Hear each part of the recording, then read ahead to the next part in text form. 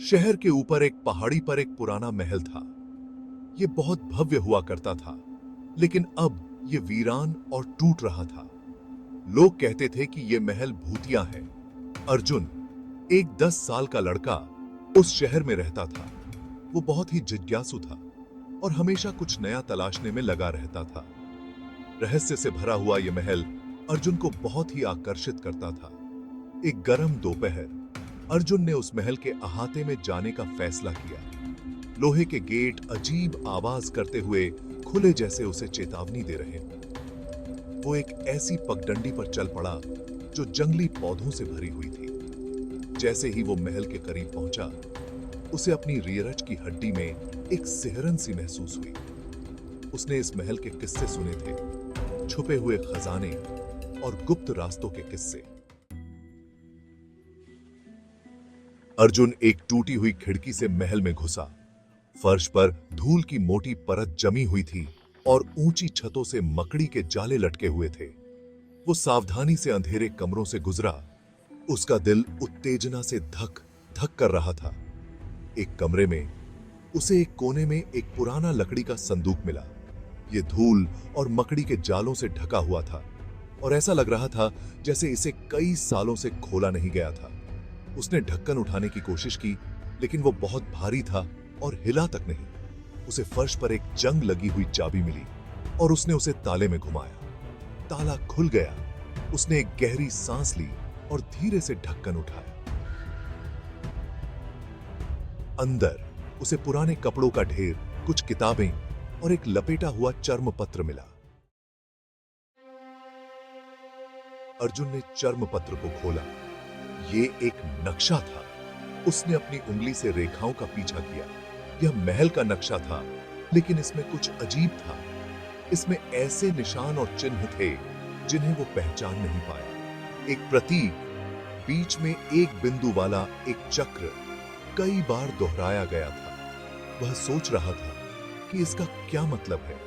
उसने नक्शे पर चलने का फैसला किया। यह उसे कमरों की एक श्रृंखला के माध्यम से ले गया, हर एक पिछले वाले से भी ज्यादा जर्जर। उसे मकड़ी के जाले, अजीब आवाजें और छाया दिखाई दी, लेकिन उसने हिम्मत नहीं हारी।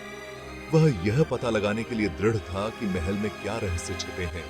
उसे लग रहा था कि वह किसी बड़ी चीज के करीब है।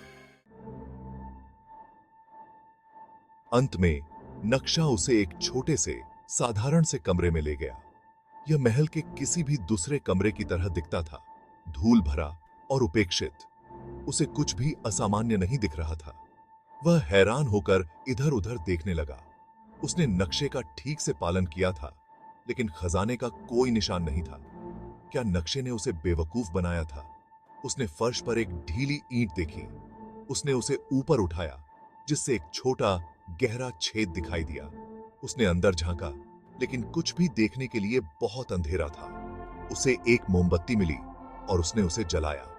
जैसे ही उसने छेद के ऊपर मोमबत्ती रखी, उसने नीचे से एक हल्की सी झिलमिलाहट देखी। उसने मोमबत्ती छेद में गिरा दी और अंदर झांक कर देखा। उसके नीचे एक सीढ़ी थी जो अंधेरे में नीचे जा रही थी। अर्जुन एक पल के लिए हिचकिचाया, फिर एक गहरी सांस ली और सीढ़ियों से नीचे उतरने लगा।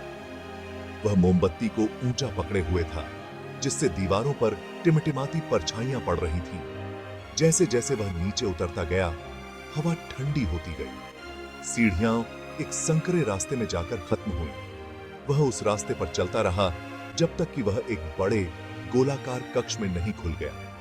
कक्ष के केंद्र में एक पत्थर का चबूतरा था। चबूतरे के ऊपर एक लकड़ी का डिब्बा था, जो अलंकृत रूप से उकेरा गया था और धातु से बंधा हुआ था। अर्जुन का दिल जोर से धड़कने लगा।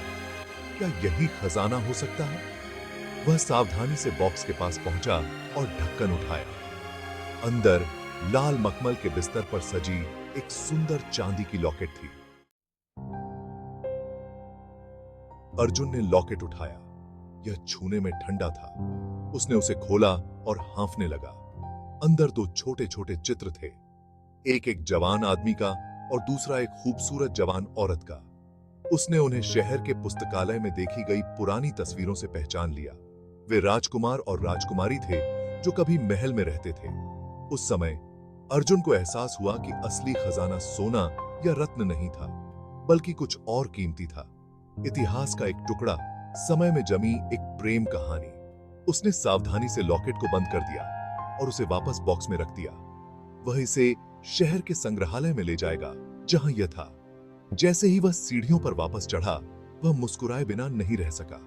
उसने महल के रहस्य को सुलझा लिया था और एक ऐसे खजाने की खोज की थी जो उसने कभी सोचा भी नहीं था।